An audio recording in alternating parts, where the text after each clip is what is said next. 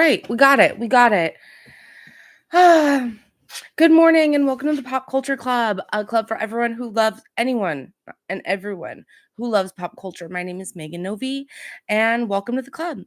It is Thursday morning and we have been having a beautiful week here in California. Beautiful weather, loving this spring. Except it's freezing in the morning. Like I was walking around barefoot, my feet were freezing. And then by the time I left to pick up my daughter, it was literally 80 degrees. It said in my car, and I was burning hot. So I should not have worn a sweater to pick her up. Whew.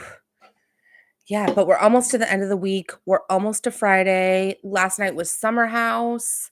Great episode. We're going to be talking about that. To be honest, it's going to be a really heavy Summer House episode because that's one of my top shows right now. And there's so much to talk about with the Peg, I keep saying it, Paige and Craig drama.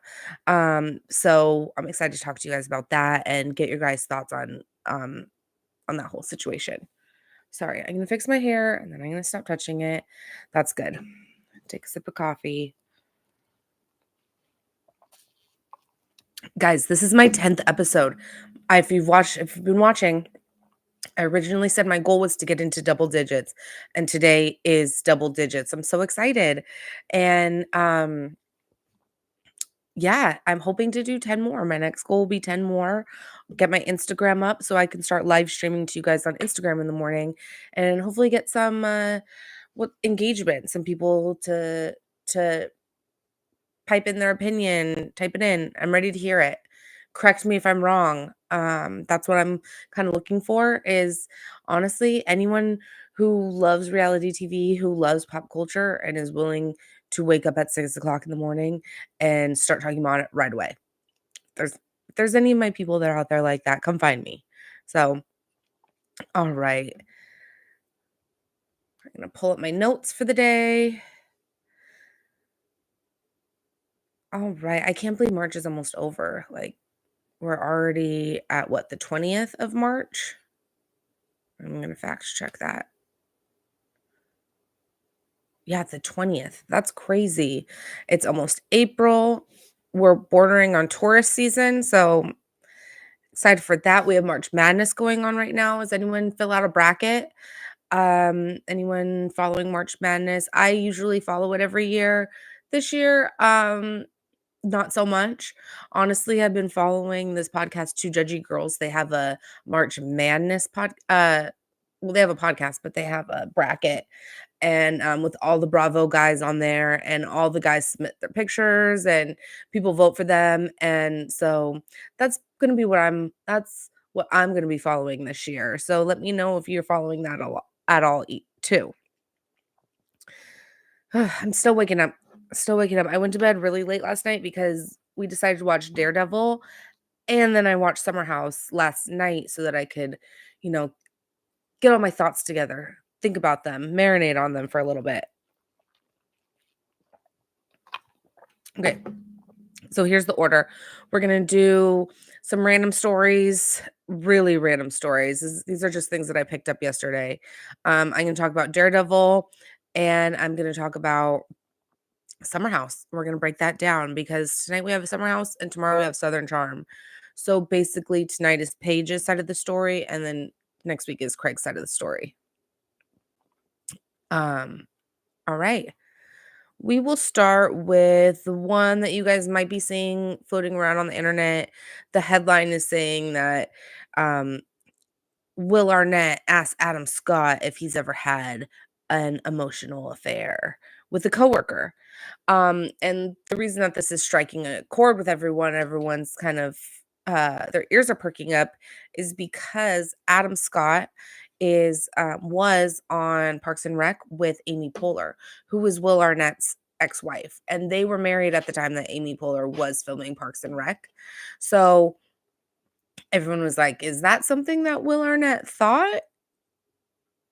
Is that like something that was going on?" And all the articles that I've seen are very it's just, "This question was asked. This question was asked." I was like, "Why isn't anyone giving the answer?"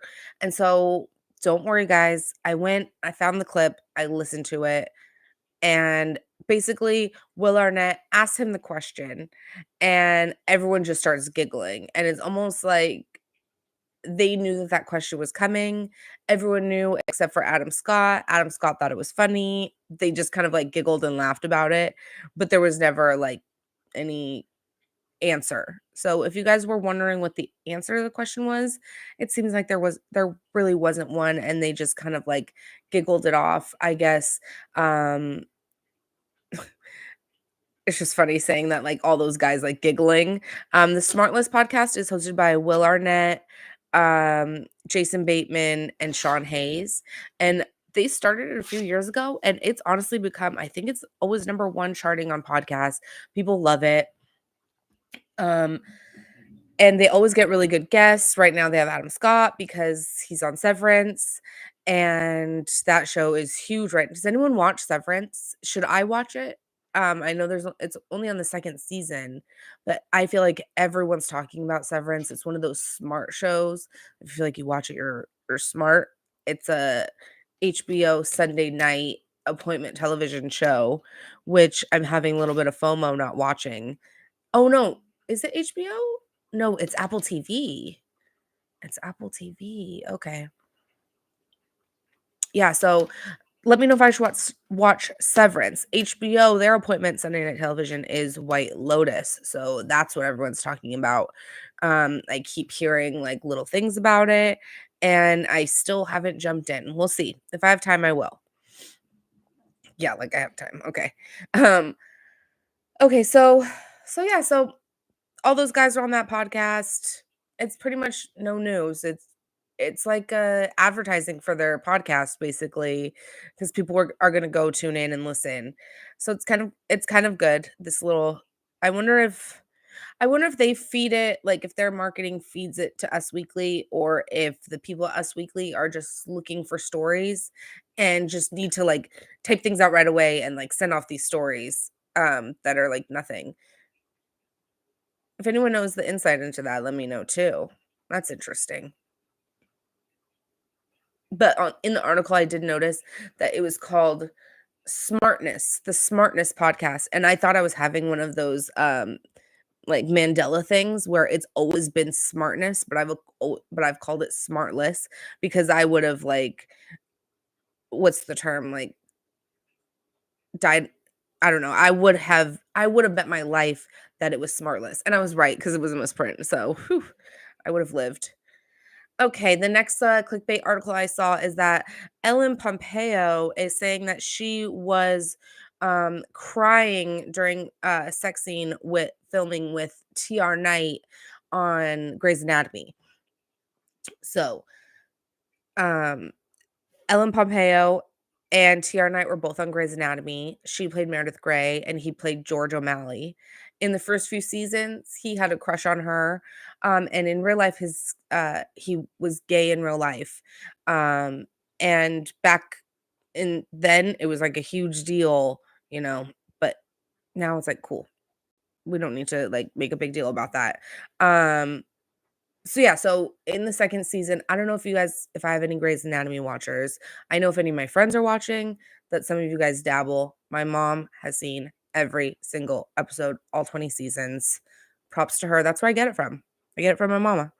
Um, so they have to film in that 2nd season, George and Meredith is, like, upset about, Derek McDreamy, um, and so she hooks up with George, and okay, so the article is, yeah, she's crying during that sex scene. Why? Well, I was thinking about it, I was like, I think she was crying, like, actually in the scene. Like, I think she was supposed to be crying, so it would make sense that they cried during that sex scene. Well, it turns out that behind the scenes, they felt so uncomfortable filming it, like, they were friends. He, is not really attracted to her. He's an actor, he can do it, but they just, like the chemistry it wasn't there, they didn't wanna do it, they felt very uncomfortable, um, And so she was just, like, actually crying when she did it. So the headline is a little misleading, like, okay, she was actually crying, but she was supposed to cry in the scene. So either way, she was gonna cry, but it looks like those were real tears. And then in she was on Call Her Daddy. This is where all this information is coming from. She recently did an interview with Alex Cooper, and she went on to tell all of these stories. So yeah, she basically said that she cried, TR Knight cried, they hated doing it, then the executives saw the scene and were like, "He's thrusting weird," and they made them redo it, which is, like, their worst nightmare. They redid it, cried again. She never watched it after that, which it was literally like a just a bump in the road for Meredith and Derek at that point. Like, George and Meredith realized it was a mistake, and yeah, and then that plot line moved on. Season 2, I can't remember where does season 1 or season 2 end with the ex-wife coming in, Addison. Um, this is on topic, but this isn't part of the article while we're talking about Addison. I read something a few weeks ago that said that, the actress that plays Addison, uh, came in and had her line, but Meredith, um, Ellen Pompeo, maybe Derek, um, didn't know that she was gonna say, "He's my husband. That's my husband you're sleeping with."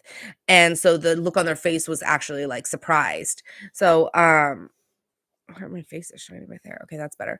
Um, yeah, so that was, like, a surprise line that they gave to get their reaction. I thought that was interesting.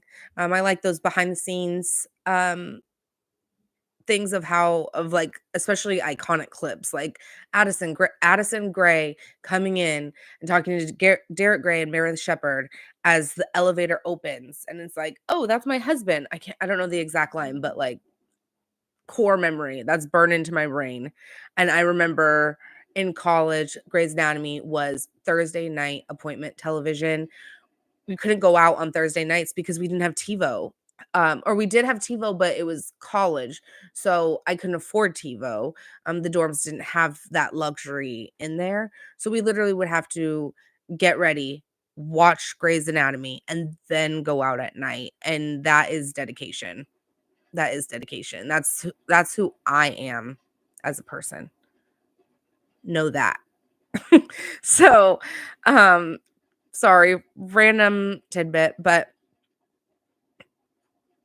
yeah, let's see, was there any other Grey's Anatomy oh, yeah, she did throw a little bit of shade at McDreamy, um, in that interview, saying that, men can have all of these, losses, can have all of these failures, and will still get offered more money, will still, get offers, and she kind of used, why can't I think of this guy's name?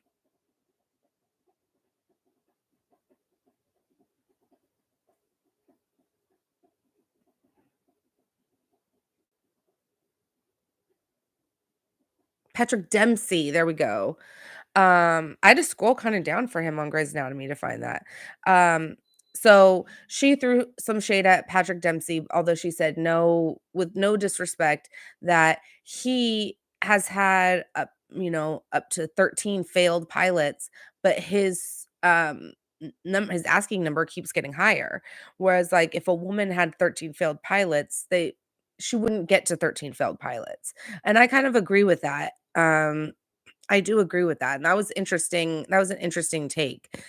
Ellen Pompeo has said in recent interviews that she stayed with Grey's Anatomy for so long because she was afraid to branch out creatively because it was such a safety net money-wise. She had her kids, she had her family, she knew what her paycheck was, and she didn't really wanna branch out creatively because she knew she had that. And honestly, I feel like that has made her, like, resent the role of Meredith Grey a little bit. You can kinda tell in her interviews that it's just she was done.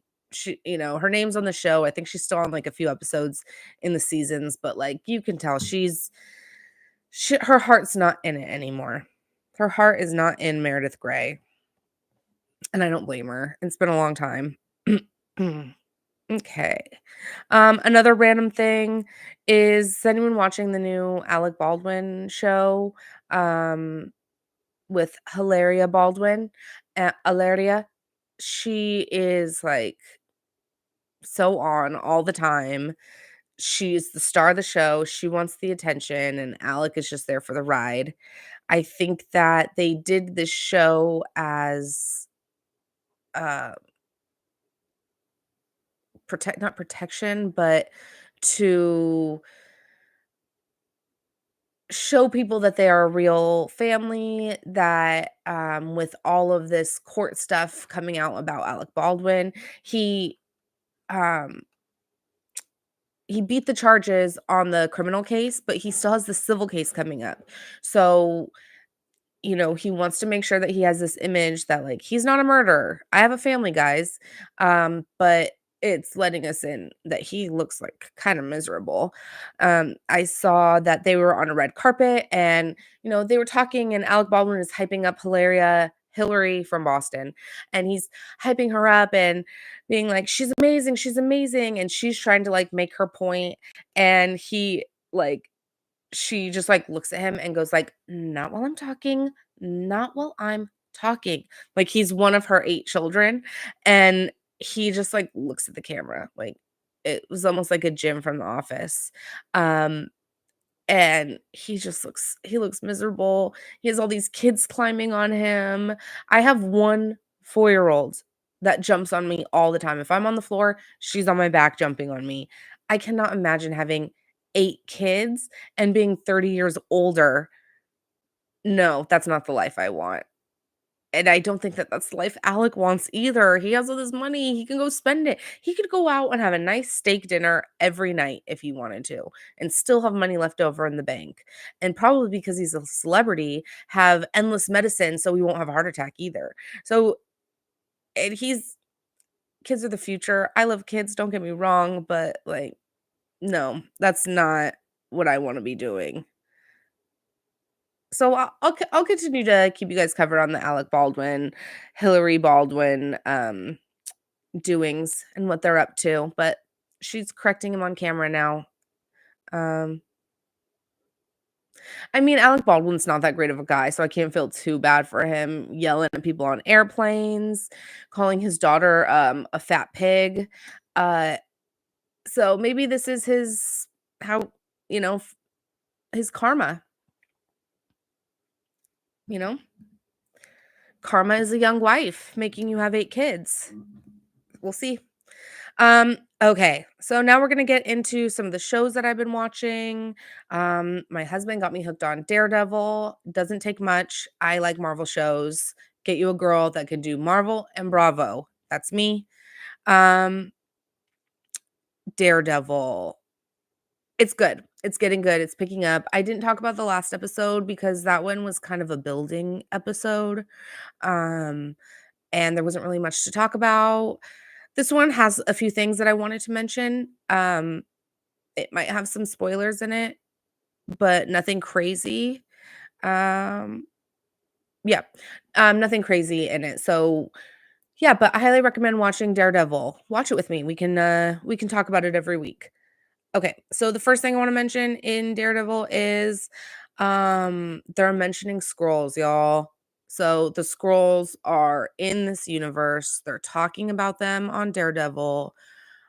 I don't know if because they're mentioned if they're gonna make an appearance, but I my ears perked up when I heard that.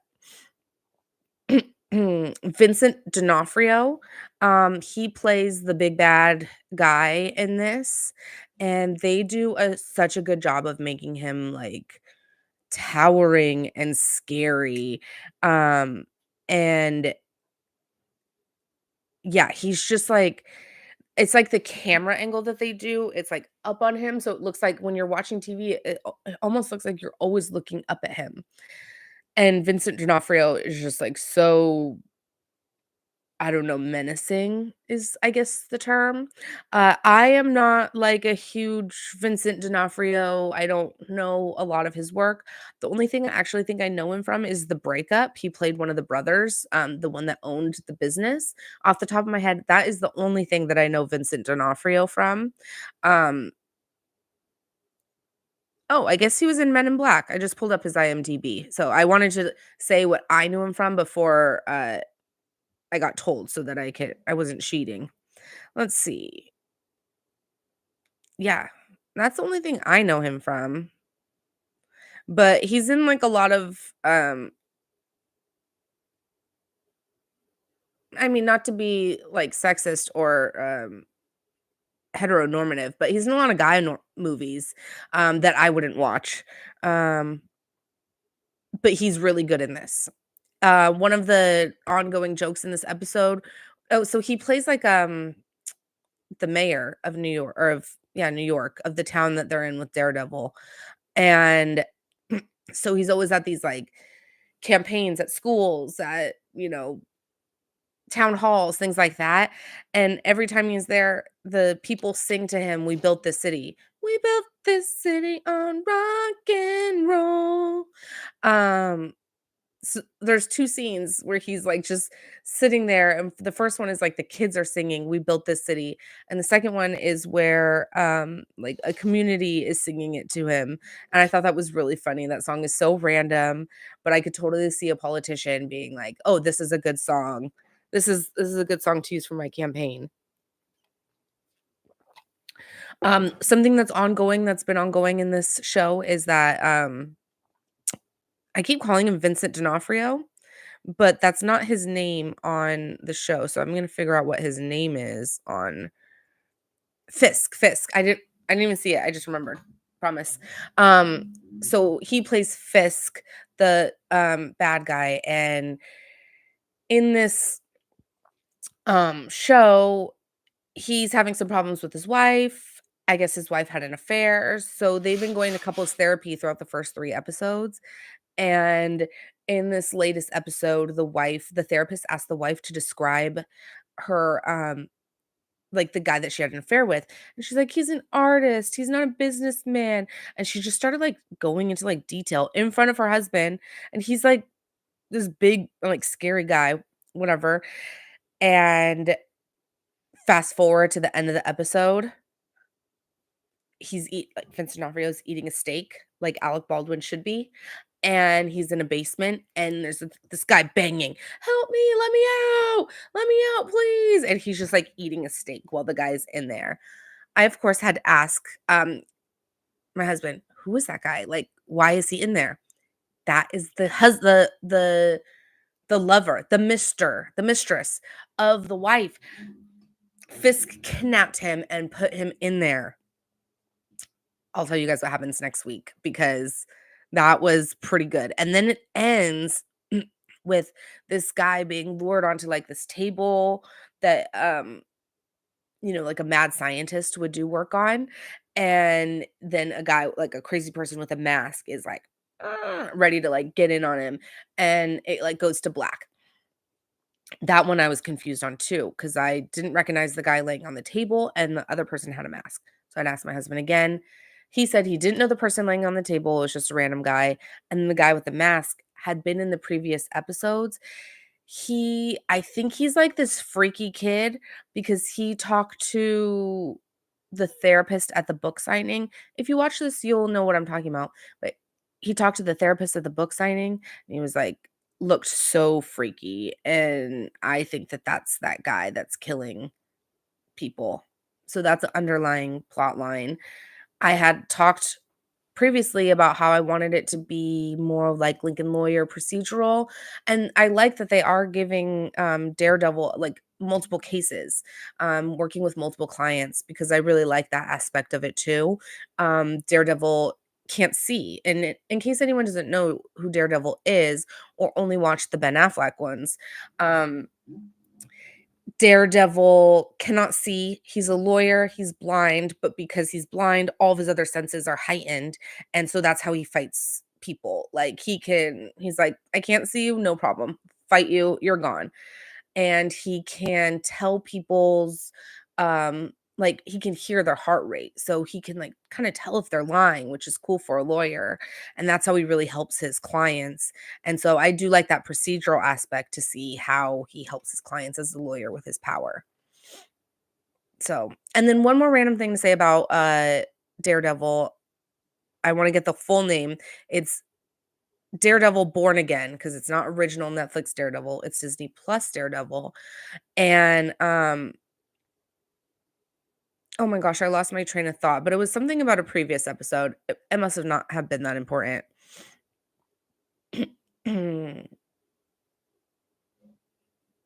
What was it about? I don't know, that happens a lot. Okay, so oh, I remembered, I just need to take a breath. Uh, let me take another one. Um, Something I thought was funny is that one of, Daredevil's previous clients, he was a vigilante, and he had, like, an amulet that helped him with his powers, and so the police picked him up, um, and he was in holding, and their argument was, like, he didn't even have his amulet on him. How could he have hurt people? And I love how in this world that's just, like, no second thought. Yeah, duh, he didn't have his amulet. No question. I was like, "Amulet? What does the amulet do?" But in this world, it's just, "Cool, this guy has an amulet, and he has powers, and he's a vigilante. Cool." I don't know if that's the world I wanna live in. I really don't. Okay, guys, it's time. It's time for Summer House. I've been waiting for this, and I've been waiting for this episode. Of course, they leave it on a cliffhanger. Of course, Craig has to be a little B word and, like, put off this fight with Kyle to the very end so that they can make it a cliffhanger. But I still got a lot to talk about, even though they didn't really dive into the minutia of the Spritz Wars, um, which I thought they had, but they're leaving us hanging. Um, okay, opening scene. Paige already hates Craig. Literally opening scene. She's already annoyed with him. They're leaving to from New York to the summer house in the Hamptons. And so it's Craig, Gabby, and Paige. And I think I'm gonna take this opportunity to try to incorporate some visuals. I have been talking about that. I've been messing around with editing. If you're not watching live, you can watch the edited videos later. And so I'm going to try to incorporate pictures. So if I pause, it's because I'm going to try to post a picture so you can see who I'm talking about. Okay. Um, so and maybe that'll help me, like, slow down a little bit so I'm not talking a mile a minute and people can understand me. Okay, opening scene, Paige and Craig, and Gabby, they all drive up together. Um, Boom.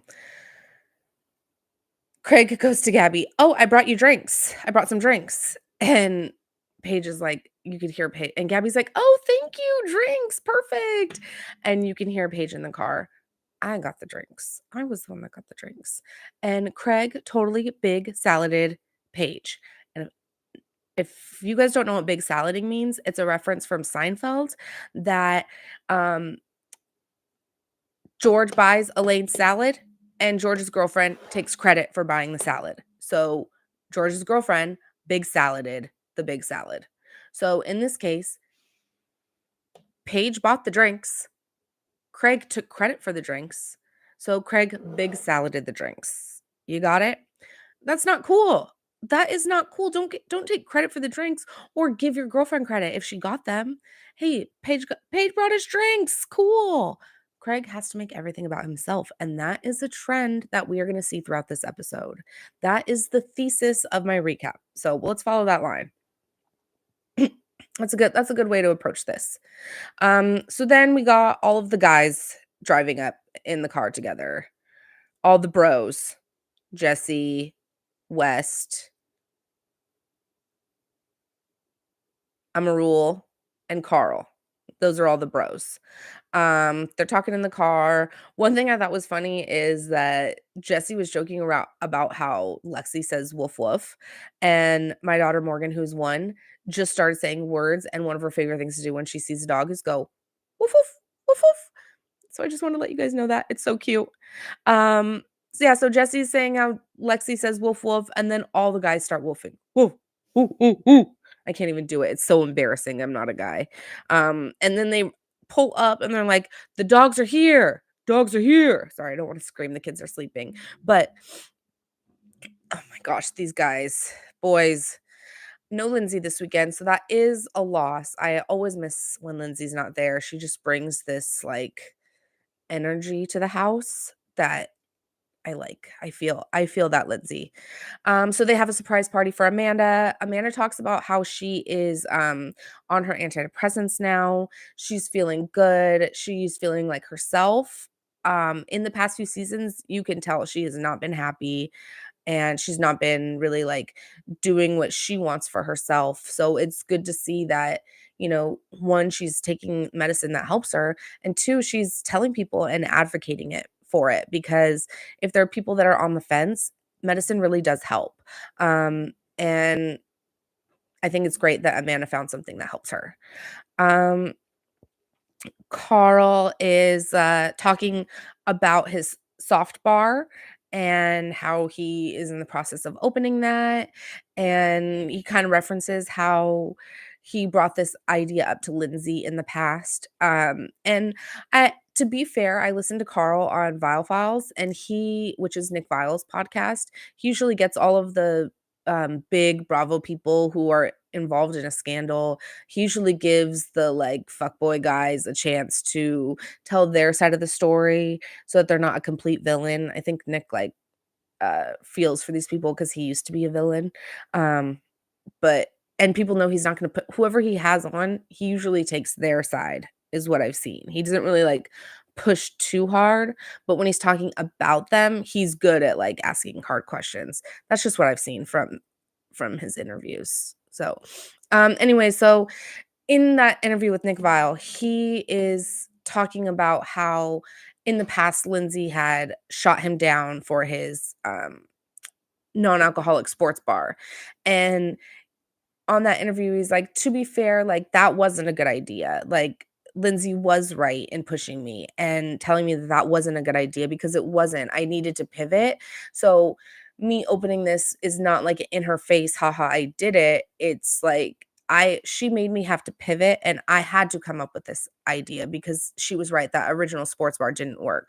So it's huge growth for them to be able to, you know, talk positive, not even just to not talk negatively and give credit where credit is due, and to know that even though last year didn't work, they still had some sort of friendship, relationship, and that's not something to negate.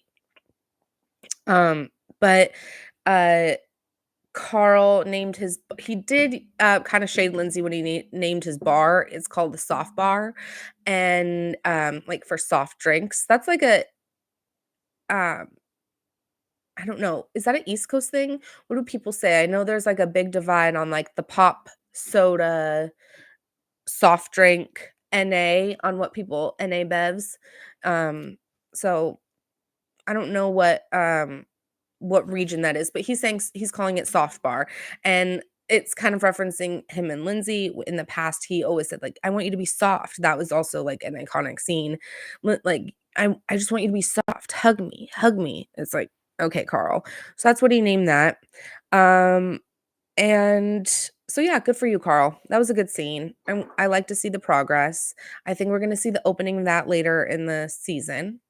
Um I thought it was funny that they're, blurring out the spritz cans. I wonder if that was Kyle's doing, the Spritz Society. When they were talking about it, it's definitely blurred out. So Loverboy does not have any competition on this episode. Um, West. He is like the ultimate fuckboy. So many people have made this reference, but basically a fuckboy that looks like Robin Williams from The Birdcage. I'm gonna post a meme here so that people can see that.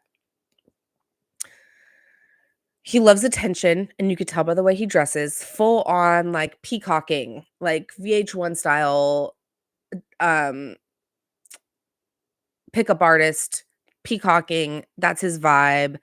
Honestly, he probably negs girls too. He is, like, he's like, "Oh, yeah, like, I just hate to be yelled at. I don't like conflict, and it's been so nice having 2 weekends without being yelled at." And he attributes that to not bringing girls home. People think that he might have, like, one girl that he's into, and that's why he's not bringing her around. Um, but Sierra's fine, dude. She doesn't care about you. She's already, like, laughing a little bit at your jokes, but she knows that you are not worth her time. And I just hate when guys are like, a girl gets mad at a guy for doing something. Oops, I hit that. I'm passionate. You know, like Sierra gets mad at Wes. This is what made me mad that you did this. And he just goes, okay, then I just won't say anything and I'll just shut down and I'll be completely quiet and I won't like talk at all. And and she's like, that's not what I didn't get mad at you for being around. I got mad at you for doing this. Just don't do this anymore. Just don't be disrespectful. STFU, shut the fuck up and be respectful, bro. That's all she's asking. And I guess it's respectful for him to not bring the girls back, but I just have a chip on my shoulder for Wes after last season. I think a lot of people do. But I'm kind of loving that Jesse's like moving in on Sierra, and I hope that Wes gets jealous.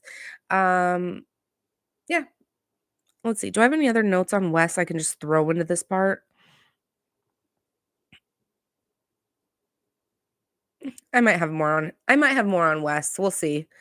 Um, so they have a big family pizza dinner. It looks like it's Friday night. They all get into town on Friday. Easy, do pizza. I like that. I like that style. That's what I like to do on vacation. Easy dinner the first night. Get your bearings. Paige and Amanda are cat mom and dog mom, respectively. Did I do that right? Let me know. Okay, so they are showing pictures of them, and I think that's so cute. I am excited for when they actually do become moms. Long time in the future, they don't need to do that now, and they don't even need to do it if they don't want to, but I think that's so cute. Um, Kyle comes in, Craig's already sitting. You can tell there's, like, anxiety going on. Kyle just wants to get this conversation over with. He knows he has problems with Craig. He knows that, like, they have to discuss this whole Sprit Society lover boy thing. I've talked about it in the past, but Craig and Kyle both own or Cr not own. Kyle owns a canned cocktail drink called Loverboy, and that is his baby. He has started that since the beginning of the show. He it's his, bread and butter. It's I think he loves it more than Amanda, to be honest. Anyways, so Craig, wanted to invest in a canned cocktail company. Craig, the person who on I just need to go on a tangent.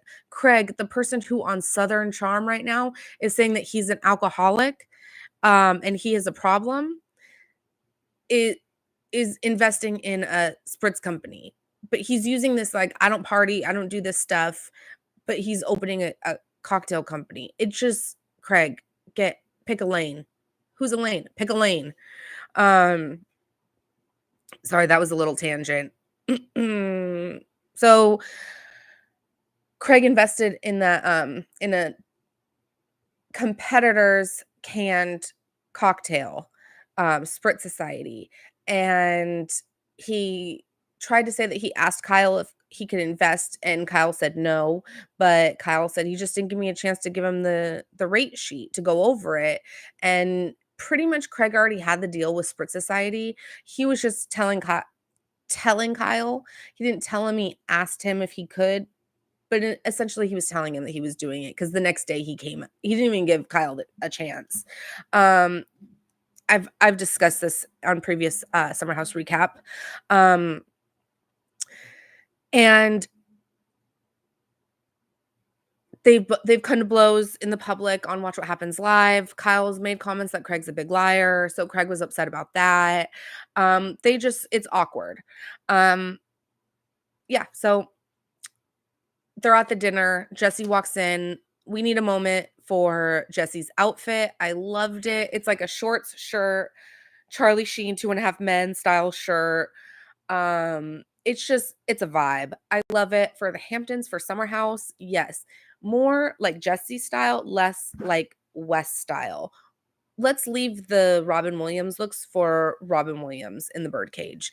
Like he did it best. So we don't need to recreate. And he's doing things like a scarf on his head. I just paused because I'm going to see if I can find that picture. It's like, what? I don't know. But Sierra is in a matching like color as Jesse, and they're sitting next to each other, and she looked him up and down. She gave him the eyes. She is down to clown. She wants Jesse. But I don't think she wants him as a boyfriend. I think she just wants him like to hook up with him, just like a summer thing. And I think it'd be even better like to get back at Wes, kind of. I don't think Wes would like that. But Jesse's hella messy. He comes in and he's like, "Oh, did you guys already fight? I didn't hear anything. Are we all resolved? Did we squash the beef?" And they had not. So it just made it like a little bit more awkward. Craig is so friggin' smug that he threw off Kyle's plan. He knew that Kyle was going to come in on Friday and want to talk about it and squash the beef, get it all over with. And he's like, "No, I'm going to do it on my time. And I'm going to watch Kyle squirm all night because we haven't resolved this. And I'm going to sit here cool as a cucumber and just let Kyle squirm." And he's just so smug about that. And I don't like it when Craig is smug. I just don't.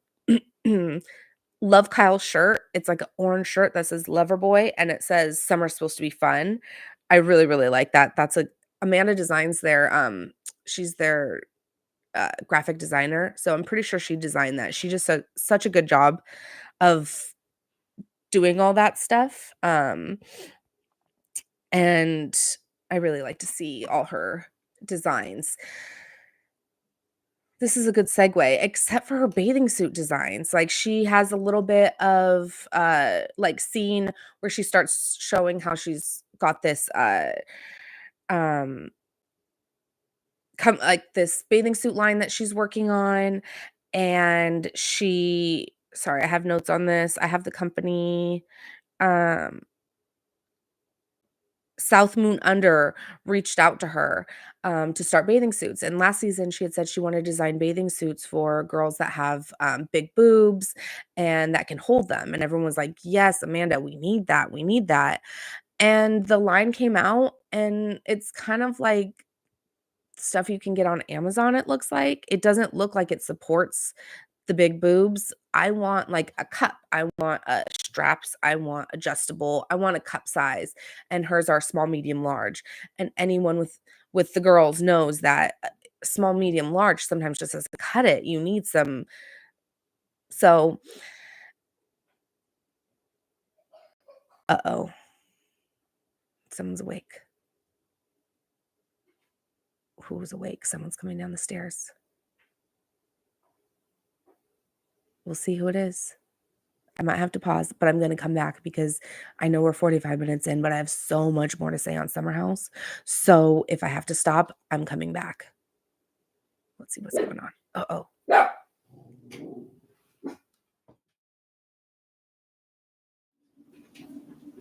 Okay, we're back. This is a long episode. Sorry, guys. Who knew I could talk for an hour? Probably people that know me. My husband knows I could talk for an hour. Let's see. Get back to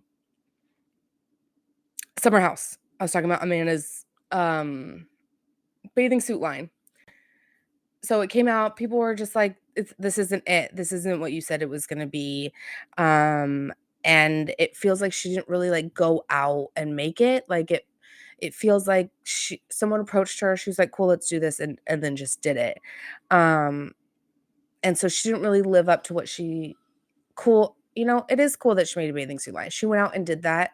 She got practice, and then, she can come out with another one later. You're not gonna come out with a perfect line on your first try. Whoa, I just growth. I just changed my mind. I was like, "Amanda, that's not cool." And now I'm like, "Girl, you did it." But I did wanna note that the process was really cool, of how this company, like, created the design with her. So they, sent her a whole bunch of bathing suits, and she tries them on, says what she likes, and kind of Frankenstein's her own, and that's what she says, it's like Frankenstein's her own. So then sends it back, and then the company will take all the edits that she made and send her actual bathing suits for her to try, and then she'll take those and give notes on those. Then probably from there, she would, like, what, pick patterns and things like that. I don't know if maybe the patterns are involved with what they're sending, but I thought that was a really cool process, and I liked that they showed that. See, we can learn on Bravo too. Um, let's see. I have a lot of notes on this, guys. Wow. Amanda also talked about her side of, the Hannah Paige fallout and how that really, like, hurt her that Kyle and Hannah couldn't get along, and so she couldn't get along with Hannah and Paige, and she really doesn't want that to happen with Craig too. We kinda saw the other side, Paige's side of that story, where she doesn't wanna lose her friendship with Amanda. Amanda feels the same way, and she doesn't wanna lose it because of Craig and Kyle's beef. Um They all go out. No, not they all go out. Gabby goes out with the guys.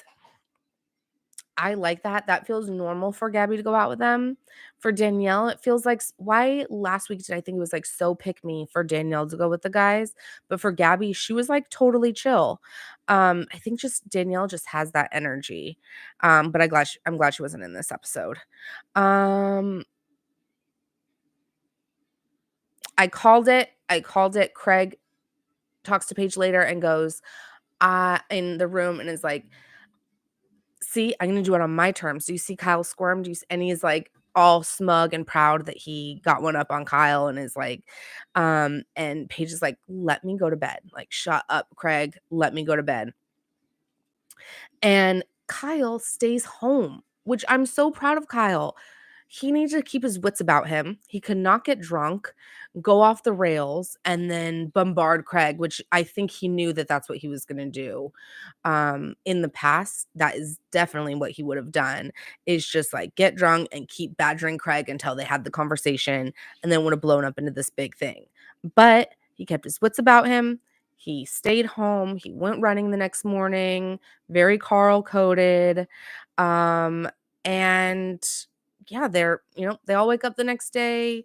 They get home at like 2:30. They eat some mac and cheese.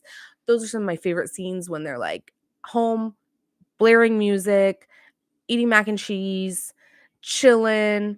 Um, and yeah, I like that. The next day they all get up. Some of the guys go do workouts. Carl obviously does a workout. Kyle does a workout. It seems like maybe Wes and Jesse do a workout. And Gabby goes, "I would rather eat ranch off the floor than go work out." And I feel that. I feel that, especially after a Friday night. No, thank you. No, I'd eat ranch off the floor. Give me a piece of pizza. I will dip it right in. Cold pizza, maybe that cake that Gabby put in the oven the night before, or Sierra. Is that a thing, to put cake in the oven to keep it fresh? I would assume the fridge, but my cakes kind of are dry when I put them in the fridge. Let me know if anyone has any tips on that. Mm, Paige is anxious. Paige is anxious, and her anxiety is building as the summer progresses, and she is anxious because of Craig. Craig is causing her all this anxiety, and she opens up to, um, I guess, to the confessional at this point, because later she'll open up to Amanda. So I'm gonna kind of lump these conversations together. So Paige is venting to Amanda, and she tells Amanda how Craig and her had that conversation last week about, Craig not wanting to be submissive in the relationship and how Paige works too much. And when they have a family, how are they going to be able to, Paige is going to need to take a step back, um, and not be able to not have to work as much. And Paige is just over that conversation. Like, she's going to work. This is what she's wanted to do. And she needs someone to get on board and support her. She's telling Amanda that she is so anxious and annoyed that Craig hasn't had this conversation with Kyle because she knows she's going to get involved. She's going to get dragged into it. And when she and when she does, it's going to be this whole big scene. And so, okay, let me get my dog real quick. Oh, he's on the other side of the gate.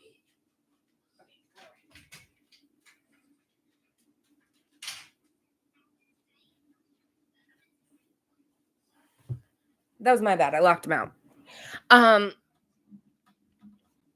So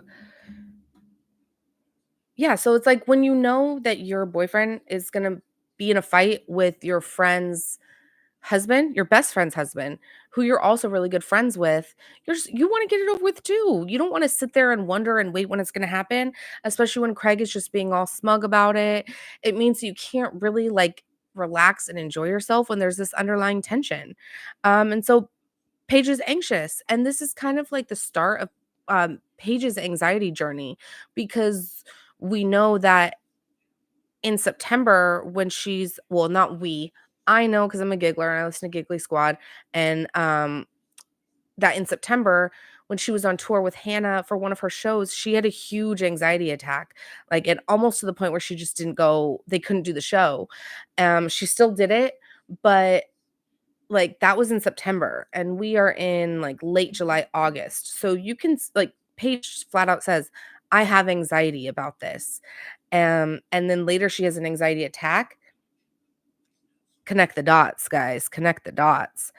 Um, she also says that, like, Craig is always making things about him. Like, anytime that she has, like, a celebration or goes to a wedding or does anything, he tries to find a way to make it about him or to pick a fight so that Paige has to give all this attention to him.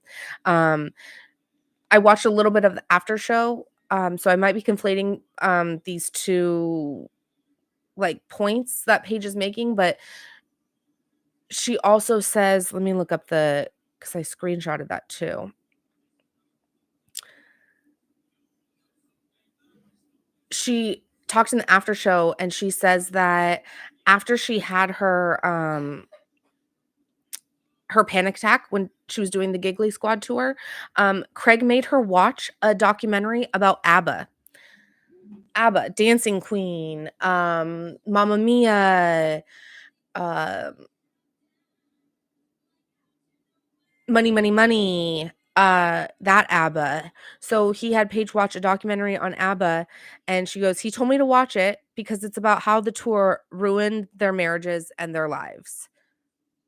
Why would you show that why would you like, no, I don't know, that's just not cool for a boyfriend to try to give your girlfriend who you wanna marry more anxiety, try to keep her caged in. Like, I don't know. That's not Paige's style. So apparently you don't know Paige. You just want to keep her in Charleston, have a slow life, as they've argued about before. Paige does not want to have a slow life. Um, so she's kind of venting to Amanda, which is the first time we've seen Paige kind of vent on camera about Craig, minus like maybe Winter House. She usually has his back about most things. So I was I was intrigued with that conversation with Amanda. They start setting up the pirate party. Um, Jesse and Sierra are still flirting.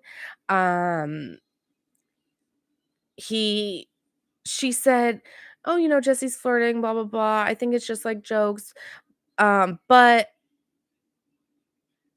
she said something about like if someone were to if he saw his opportunity, 90% he'd take it. I didn't know if she said 90% he'd take it or 90% she'd take it. But either way, are Jesse and Sierra gonna hook up this season? Because that's crazy. They were all over each other while everyone was setting up. They were, like, all over the floaty, legs all over each other. Lexi would not have liked that at all. Um, yeah, I'm kind of living for it, for this whole Jesse Sierra thing. Um, but I just hope that Sierra only sees it as, like, a fun thing and doesn't catch feelings for Jesse. Um, they're all watching them set up for this pirate party. Uh, Carl has this, like, blue water tarp, and they're gonna put sand in the middle like an island, and Paige is just watching all these guys do it, and she's like, "My dad would have had this done in 10 minutes." I l I love Paige. I love her comments. She just loves to, like, cut these guys down and is like, "My dad can do it better." Um, yeah, put these guys in their place. If they were different guys, I might say, "Paige, go easy on them," but with these summer house guys, they need it. They need someone to put them in their place. They all get in their costumes.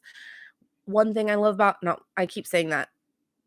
Another thing I love about Summer House is when they throw these theme parties, everyone gets into the costumes. It's not just like a little thing that makes it a costume. They go all out. So this is pirate theme. All the guys are in their pirate gear. Obviously, Carl decides to go with the eyeliner. This girl named Lil, her name Lil. Anyone else know a character named Lil? What does it remind him of? Rugrats, Phil and Lil. That's what it reminded me of. Lil. I've never seen that name besides on that show.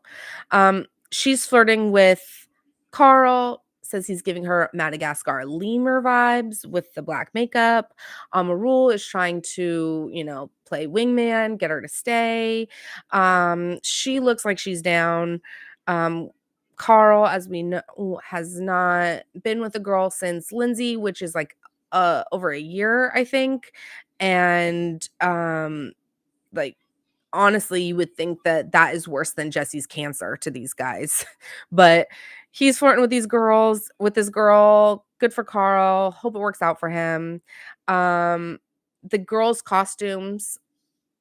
Yeah. So there's two types of girls, like Lindsay Lohan says when we're dressing up. You have a Gabby and you have a Sierra. And I'm going to show the pictures. I'm going to pause for that too.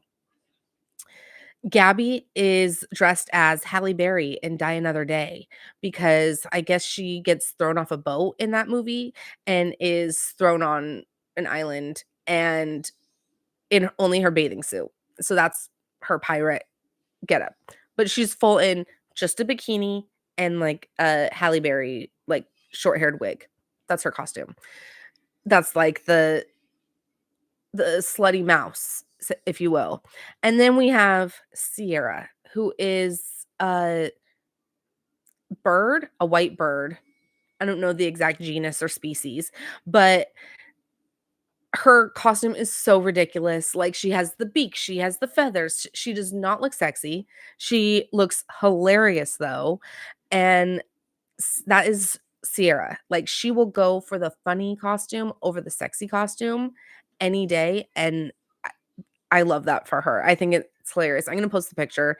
Um, and then Amanda also goes with the bird theme, and hers is like a parrot, and they keep doing like parrot jokes. And Paige is dressed like Slutty Pirate, but make it fashion. I love Paige. I love Paige's costumes and her designs.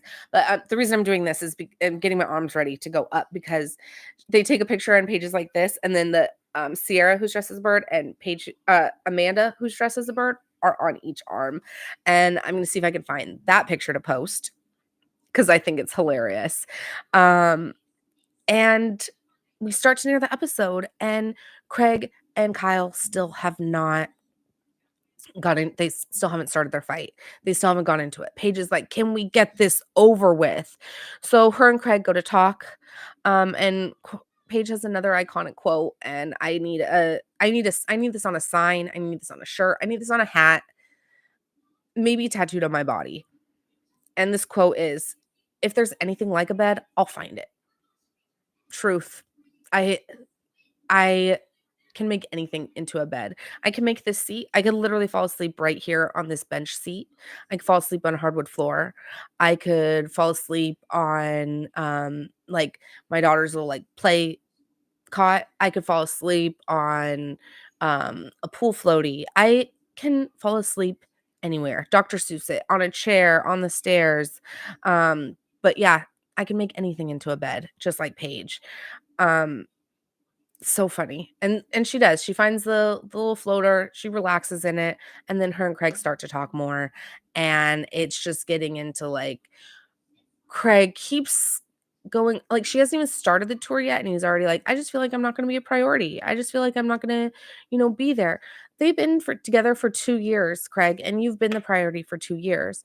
Paige is gonna do something.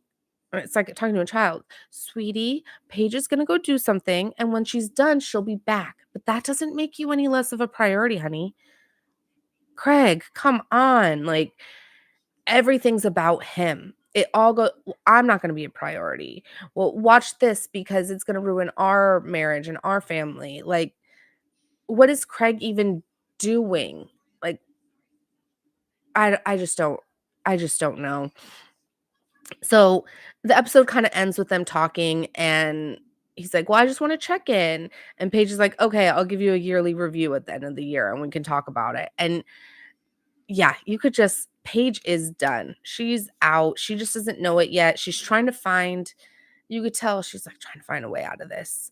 And I think maybe she's hoping that if the fight between the Spritz and, Loverboy can go well, if they can squash the beef, maybe they can move forward. But I think once, things go down with Kyle and Craig, Paige's mind is gonna be made up. And I think that's why it's starting to get into, why she starts having those panic attacks in September on the Giggly Squad tour. Um, yeah, so we will see what happens and how that conversation goes with ends with, Paige and Craig. We'll see what happens with Kyle and, Craig's fight, if they even get in a fight or if they're gonna make us wait another week. I can't believe I did another 18 minutes.